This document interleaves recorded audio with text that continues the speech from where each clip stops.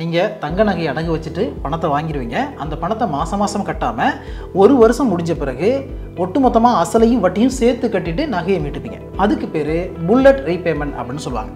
இப்போது இந்த புல்லட் ரீபேமெண்ட்டுக்கும் மாதம் மாதம் இஎம்ஐ கட்டுற மாதிரி நீங்கள் கடன் வாங்குறதுக்கும் ஒரே மாதிரி அந்த 75%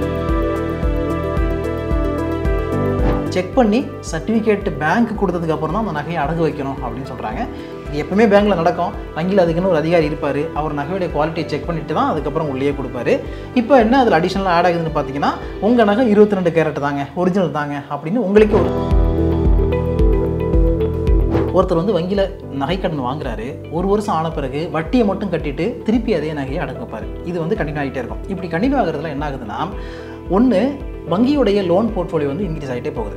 ரெண்டாவது கஸ்டமர் சைடில் பார்க்கும்போது நகை எப்போ இருந்தாலும் சேஃபாக பேங்க்கில் தான் இருக்குது, பயப்பட வேண்டியதில்லை, வட்டி மட்டும் கட்டிட்டா போதும் அப்படிங்கிற மைண்ட் செட் அவங்களுக்கு வந்துடுது. அப்படி வர்றதுனால அந்த நகைக்கான கடனை திருப்பி கட்டி நகையை திருப்பி எடுக்கணும் அப்படிங்கிற முடிவுக்கு அவங்க கூடிய கட்டுமானத்தின் வலிமை, கட்டிடங்களின் பாதுகாப்பு. ஸ்ரீ துர்கா டிஎம்டி கம்பிகள். நியூஸ் கஃபே பார்த்துக்கிட்டு இருக்க வருங்கால கோடீஸ்வரர்கள் அனைவருக்கும் வணக்கம். தங்கத்தை வாங்குறது தான் கஷ்டமாக இருக்குது அப்படின்னா இருக்கிற நகையை அடகு வைக்கிறது அதை விட கஷ்டம் அப்படின்னு சொல்கிற மாதிரி ஆர்பிஐ சில ரூல்ஸ் அண்ட் ரெகுலேஷன்லாம் கொண்டு வந்திருக்காங்க. அந்த ரூல்ஸ் அண்ட் ரெகுலேஷன் எதுக்காக, எந்த மாதிரி வந்து ஃப்ரேம் பண்ணியிருக்காங்க, அது யாருக்கு சாதகம் யாருக்கு பாதகம் அப்படிங்கிற பல விஷயங்கள் இந்த வீடியோவில் டீட்டெயிலாக பார்க்க போகிறோம். Let's get started. நாமெல்லாம் தங்கம் வாங்குறதே சேர்த்து வைக்கிறதுக்கா அப்படின்னா கிடையாது. ஆத்திர அவசரத்துக்கு அடகு வைக்கணுங்கிறதா தான் தங்கத்தை வாங்குறோம். அப்படி இருக்கும்போது அந்த அடகு வைக்கிறதுல கூட ஒரு சிக்கல் அப்படின்னா பொறுத்துக்க முடியுமா, பொறுத்தது போதும் பொங்கியேன்ற மாதிரி நிறைய விஷயங்கள் நடந்திருக்கு. ஃபஸ்ட்டு விஷயம் என்னென்னு பார்த்தீங்கன்னா எல்டிவினா லோன் டு வேல்யூ அப்படின்னு சொல்லுவாங்க. இந்த லோன் டு வேல்யூங்கிறது என்னென்னா, நீங்கள் எவ்வளோ தங்கம் வச்சுருக்கீங்க, அதை அடகு வைக்க போகிறீங்க, அதுக்கு எவ்வளோ வேல்யூவாக அவங்க வந்து பணத்தை கொடுக்குறாங்க அப்படிங்கிறதான் எல்டிவின்னு சொல்கிறது. ஸோ இந்த லோன் டு வேல்யூவை இப்போது ஆர்பிஐ என்ன பண்ணியிருக்காங்க, 75% தான் அப்படின்னு ஃப்ரேம் பண்ணியிருக்காங்க. 75%னா எக்ஸாம்பிளுக்கு உங்ககிட்ட வந்து 100 ரூபாய்க்கு ஒருத்தான கோல்டு இருக்குன்னு வச்சுங்களேன், அதுக்கு ஒரு பேங்க்கோ இல்லை என்பிஎஃப்சினா நான் பேங்கிங் ஃபினான்ஷியல் கம்பெனிஸ் அப்படின்னு சொல்லுவாங்க. அதாவது வங்கி இல்லாத நிறுவனங்கள், இப்போ முத்தூட் ஃபினான்ஸ்லாம் இருக்குது தெரியுமா, அந்த மாதிரியான நிறுவனங்கள்கிட்ட போயிட்டு நீங்கள் கோல்டை அடகு வச்சாலும் 100 ரூபாய்க்கு ஒருத்தான கோல்டுக்கு 75 ரூபாய்க்கு மேலே அவங்க கடன் கொடுக்கக்கூடாது அப்படின்னு ஆர்பிஐ கைட்லைன்ஸ் கொடுத்துருக்காங்க. இதுக்கு முன்னாடி, அதாவது கோவிட்டுக்கு முன்னாடிலாம் பார்த்தீங்கன்னா 80% மேலே கூட நீங்கள் லோன் கொடுக்கலாம் அப்படின்னு சொல்லியிருந்தாங்க. பட் இப்போ ரீசெண்ட் டைமில் நீங்கள் போயிட்டு ஏதாவது ஒரு பேங்க்கில் கேட்டிருந்தீங்கன்னா அந்த மாதிரிலாம் அதற்கான வாய்ப்புகளே இருந்திருக்காது. இப்போ அது ஸ்ட்ரிக்டாக வரப்போகுது. ஜென்ரலாக கோல்டு லோனை பொறுத்த வரைக்கும் ரெண்டாக பிரிப்பாங்க. ஒன்று வந்து கன்சப்ஷன் பேஸ்ட் லோன் அப்படிங்கிறது, ரெண்டாவது இன்கம் பேஸ்ட் லோன் அப்படிங்கிறது. இந்த கன்சப்ஷன் பேஸ்ட் லோனுங்கிறது எதுக்கு ஒர்க் ஆகுன்னு பார்த்தீங்கன்னா, அவசர தேவைக்காக ஒருத்தர் வந்து தங்கத்தை அடகு வச்சுட்டு ஏதோ செலவு பண்ணுறாரு அப்படின்னா அது வந்து கன்சப்ஷன் பேஸ்ட் லோன். அதாவது இப்போது திடீர்னு ஒரு மெடிக்கல் எமர்ஜென்சி வருது, பசங்களுக்கு ஃபீஸ் கட்டணும், இந்த மாதிரியான அவசர தேவைகளுக்காக பயன்படுறது கன்சப்ஷன் பேஸ்ட் லோன். அதை வச்சு அவர் வந்து இன்கம் ஜெனரேட் பண்ண போகிறது கிடையாது, வேறு எந்த வேலையும் பண்ண போகிறது கிடையாது. என்ன பர்பஸ்க்காக வைக்கிறாரோ அதுக்காக அது போகுது. அடுத்தது இன்கம் ஜென்ரேட்டட் லோன் அப்படின்னு சொல்கிறது. இந்த இன்கம் ஜென்ரேட்டட் லோன் எதுனா, இப்போ ஒரு விவசாயி இருக்காரு, அவர் வந்து விவசாய கடன் வாங்குறாரு, அந்த விவசாய கடனை வாங்கி விவசாயம் பண்ணுவார், அதன் மூலமாக ஈல்டு எடுத்து அவர் ஒரு இன்கம் ஜென்ரேட் பண்ணுவார்ல, அந்த மாதிரி இருக்கிறது. இல்லைனா தங்கத்தை அடகு வச்சு லோன் வாங்கிட்டு அதை வச்சு பிஸ்னஸ் பண்ணுவாங்க. அந்த மாதிரி இன்கம் ஜென்ரேட் பண்ணக்கூடிய கேட்டகரிகள் வர்றது எல்லாமே இன்கம் ஜென்ரேட்டட் லோன் அப்படின்னு வரும். இப்போ ஆர்பிஐ என்ன சொல்கிறாங்கன்னா, இந்த ரெண்டு கேட்டகரியில் எந்த கேட்டகரியில் நீங்கள் லோன் வாங்கினாலும் அந்த எல்டிவிங்கிறது லோன் டு வேல்யூங்கிறது 75% தான், அதுக்கு மேலே போகக்கூடாது அப்படின்றாங்க. இப்போ இந்த எல்டிவி 75% இருக்குல்ல, அதில் ஒரு சிக்கல் இருக்குது. அது என்னன்னா, பொதுவாக கோல்டு லோன் வாங்கும்பொழுது ரெண்டு டைப் இருக்குது. ஒன்று என்னென்னா, நீங்கள் வந்து தங்க நகையை அடகு வச்சுட்டு லோனை வாங்குவீங்க, மாதம் மாதம் இஎம்ஐ மாதிரி அந்த கடனை திருப்பி கட்டுவீங்க. இது ஒரு கான்செப்ட். இன்னொரு கான்செப்ட் என்னென்னா, செகண்ட் டைப் என்னென்னா, நீங்கள் தங்க நகையை அடகு வச்சுட்டு பணத்தை வாங்கிடுவீங்க, அந்த பணத்தை மாதம் மாதம் கட்டாமல் ஒரு வருஷம் முடிஞ்ச பிறகு ஒட்டுமொத்தமாக அசலையும் வட்டியும் சேர்த்து கட்டிட்டு நகையை மீட்டுப்பீங்க. அதுக்கு பேர் புல்லட் ரீபேமெண்ட் அப்படின்னு சொல்லுவாங்க. இப்போது இந்த புல்லட் ரீபேமெண்ட்டுக்கும் மாதம் மாதம் இஎம்ஐ கட்டுற மாதிரி நீங்கள் கடன் வாங்குறதுக்கும் ஒரே மாதிரி அந்த 75% தான் எல்டிவி அப்படின்னு வச்சுருக்காங்க. அடுத்து முக்கியமான பாயிண்ட், இப்போ நீங்கள் புல்லட் ரீபேமெண்ட் ஆப்ஷனுக்கு போகிறீங்க, இல்லைனா மாதம் மாதம் இஎம்ஐ மாதிரி கடனை திருப்பி கட்ட போகிறீங்க அப்படின்னு ரெண்டு ஆப்ஷனுக்குள்ளே போனீங்கன்னா, புல்லட் ரீபேமெண்ட் ஆப்ஷனுக்கு போகும்பொழுது உங்களுக்கு சலுகைகள் கம்மி. எப்படி கம்மி அப்படின்னா, இப்போ நீங்கள் வந்து ஒரு 50,000 ரூபாய்க்கு ஒருத்தான நகையை அடகு வைக்க போகிறீங்க. 50,000 ரூபாய்க்கு இந்த லோன் டு வேல்யூவை நம்ம கால்குலேட் பண்ணோம்னா 37,500 ரூபாய்க்கிட்ட வரும். 37,500 ரூபாய்க்கு உங்கள் வங்கி ஒரு 10% வட்டி கால்குலேட் பண்ணுறாங்க அப்படின்னு நம்ம வச்சுக்கிட்டோம்னா ஆர்பி என்ன சொல்லுது, அந்த வட்டி என்ன வருதோ, வட்டி ஃபிகர் என்ன வருதோ அந்த நம்பரையும் இந்த கொடுக்குற கடனோன்னு சேர்த்துக்கணும் அப்படின்றாங்க. அப்படின்னா 50,000 ரூபாய்க்கு லோன் டு வேல்யூ வந்து 75% அப்படின்னு நம்ம போட்டு கால்குலேட் பண்ணோம்னா 37,500 வரும். இந்த 37,500 ரூபாயை நீங்கள் புல்லட் ரீபேமெண்ட் ஆப்ஷனில் கடனாக வாங்குறீங்க அப்படிங்கிற பட்சத்தில் அதுக்கு ஒரு வருஷத்துக்கான வட்டிங்கிறது 1,952 ரூபா, ரஃபாக 1,950 ரூபான்னு வச்சுக்கங்களேன். இந்த 1,950 ரூபாயையும் கடன் எவ்வளோ வாங்குறாங்களோ அந்த கடன் கூட சேர்த்து வரவு வச்சுக்கங்க அப்படின்னு ஆர்பிஐ சொல்லுது. அப்படின்னா என்னென்னா 37,500 ரூபா கடன் வாங்குறதுக்கு அந்த தங்க நகை கொண்டு போய் கொடுக்குறவருக்கு எலிஜிபிலிட்டி இருக்குது. அதில் 1,950 ரூபாயோ 52 ரூபாயோ அவங்க ஆட் பண்ணுறாங்க அப்படிங்கிற பட்சத்தில், அதாவது வட்டியை ஆட் பண்ணுறாங்க அப்படிங்கிற பட்சத்தில் அவருக்கு என்ன கிடைக்கும்னா 35,500 ரூபா தான் ரவுண்டாக அவருக்கு கிடைக்கும். அதாவது 50,000 ரூபா பொறுமானம் உள்ள ஒரு நகையை ஒருத்தர் அடகு வைக்கிறாரு, அவர் புல்லட் ரீபேமெண்ட் ஆப்ஷனை சூஸ் பண்ணுறாரு. அப்படி சூஸ் பண்ணும் பொழுது வங்கி என்ன பண்ணுது, ஒரு வருஷத்துக்கு என்ன வட்டி வருதோ 10%னா 1,952 ரூபா வருது. அந்த 10% வட்டியையும் அதுக்குள்ளேயே சேர்த்து அதை மைனஸ் பண்ணிவிட்டு 35,500 ரூபா தான் உங்களுக்கு நான் தருவேன் அப்படின்னு வங்கி கொடுக்கும். இதைத்தான் ஆர்பிஐயுடைய இப்போ வந்திருக்கக்கூடிய இந்த மேண்டேட் சொல்லுது. ஆனால் அதே நபர் வந்து நான் புல்லட் ரீபேமெண்ட் ஆப்ஷனுக்கு போகலை, மாதம் மாதம் பணத்தை திருப்பி கட்டுறேன், வட்டியும் அசலும் சேர்த்து மாதம் மாதம் திருப்பி கட்டி நான் ஒரு வருஷத்தில் அடைக்கிறேன் அப்படிங்கிற கான்செப்டில் அவர் போகிறாருன்னா அவருக்கு 37,500 ரூபா, அதாவது அந்த வட்டியை அதில் ஆட் பண்ணி மைனஸ் பண்ணாமல், அதாவது அந்த வட்டியை அதில் மைனஸ் பண்ணாமல் 37,500 ரூபாயை கடனாக கொடுத்துருவாங்க. அடுத்த முக்கியமான பாயிண்ட் என்னென்னா, நகையை அடகு வைக்க போகும்பொழுது அந்த நகை நம்மளோட நகை தானா அப்படிங்கிறதுக்கான சர்டிஃபிகேட்டை கொடுக்கணும்னு சொல்கிறாங்க. அது எப்படிப்பா கொடுக்க முடியும்? பழங்காலத்தில் இருந்த நகையாக இருக்கும், நிறைய பேர் நகை வாங்கிட்டு அந்த ரெசிப்ட் வந்து தூக்கி போட்டிருப்பாங்க. அப்படின்னா எப்படி நம்ம வந்து இந்த நகைக்கான சர்டிஃபிகேட்டை ப்ரொவைட் பண்ண முடியும்னு கேட்டிங்கன்னா அது ஒரு பெரிய கொஸ்டின் மார்க் தான். பட் பேங்க்கில் அதற்கான ஹெல்ப் உங்களுக்கு கிடைக்கும் அப்படின்னு சொல்கிறாங்க. வங்கி அதிகாரியே இந்த நகை உங்களோட நகை தான் அப்படின்னு உங்களை என்கொயரி பண்ணிவிட்டு சர்டிஃபிகேட் கொடுப்பாரு அப்படின்னு சொல்கிறாங்க. பட் இது எந்த அளவுக்கு குயிக்காக முடிகிற வேலை அப்படிங்கிறது தெரியல. நிறைய இழுத்தடிப்புகள் நடக்கிறதுக்கான வாய்ப்புகள் இதில் இருக்குது. அடுத்தது எப்போவுமே வங்கியில் நடக்கிற விஷயம் தான், நீங்கள் அடமானம் வைக்க போனீங்கன்னா அந்த நகை ஒரிஜினல் நகை தானா, அது 22 கேரட் தானா இல்லை 18 கேரட்டா அப்படின்னு செக் பண்ணுவாங்கல்ல, அதே மாதிரி செக் பண்ணி சர்டிஃபிகேட் பேங்க் கொடுத்ததுக்கு அப்புறம் தான் அந்த நகையை அடகு வைக்கணும் அப்படின்னு சொல்கிறாங்க.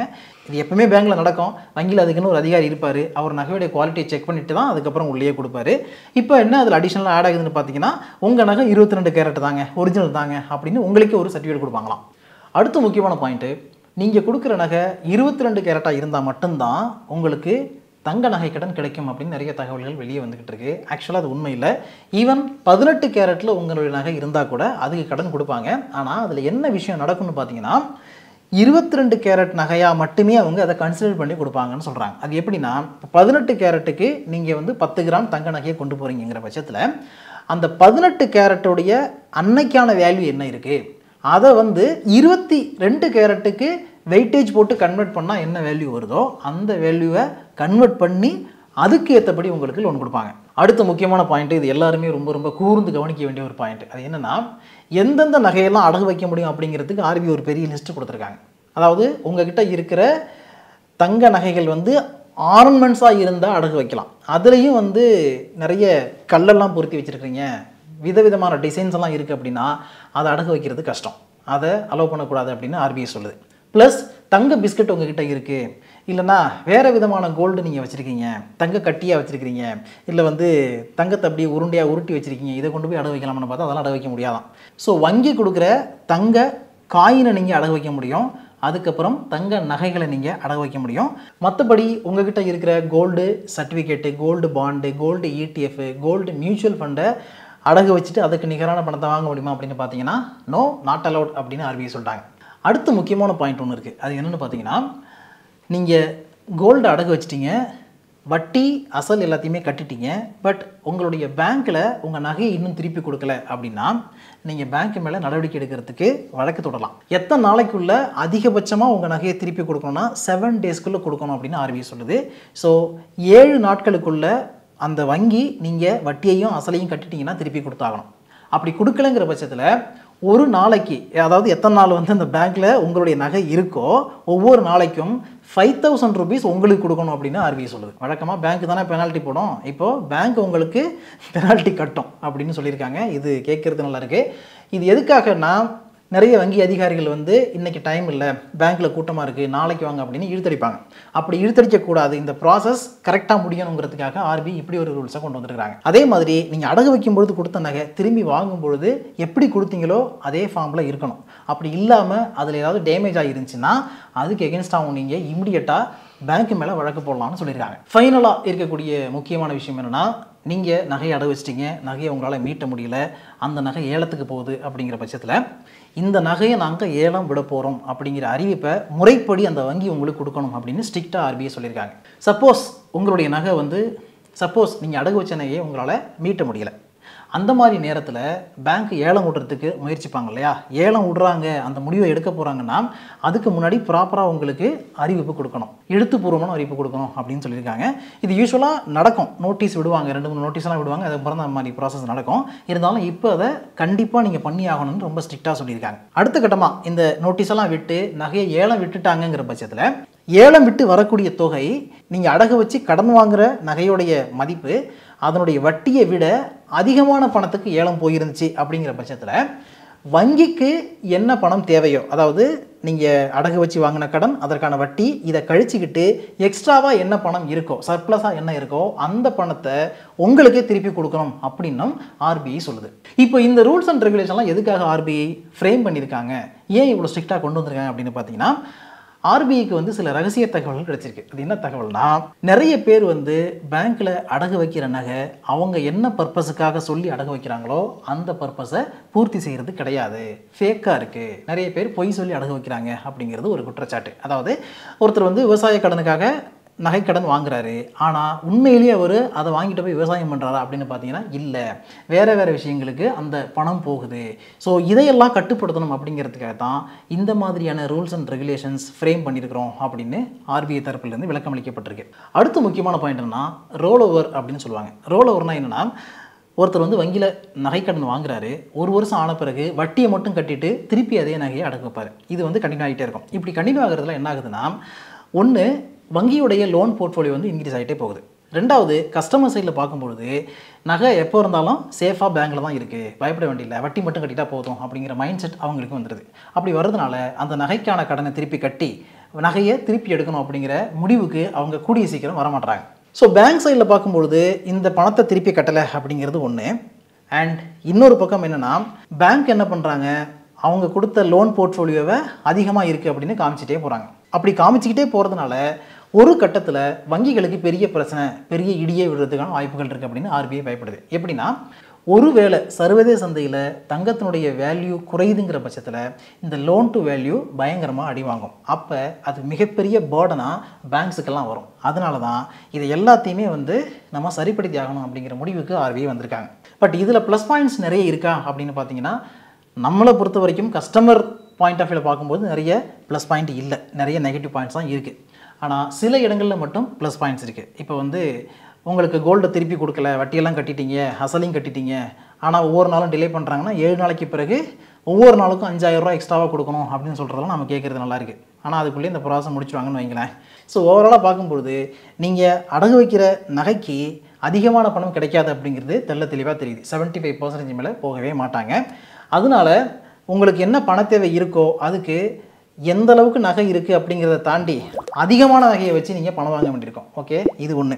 ரெண்டாவது, 1 வருஷத்துக்குள்ளே நகையை திருப்பி ஆகணும் அப்படின்னு கட்டாயம் இருக்குது. அப்படி கட்டாயம் இருக்கிறதுனால அவசர தேவைக்கு நகையை அடகு வைக்கிறவங்க அடுத்த வருஷம் அதே தேதிக்குள்ளே திருப்ப முடியாமல் போகுது அப்படிங்கிற பட்சத்தில் அவங்க மறுபடியும் போயிட்டு வேறு இடத்துல கடன் வாங்குறதுக்கான வாய்ப்புகள் இருக்குது. அதிக வட்டியில் கடன் வாங்கி இந்த நகையை திருப்பணும் அப்படின்னு ஒரு கட்டாயம் ஏற்படும்.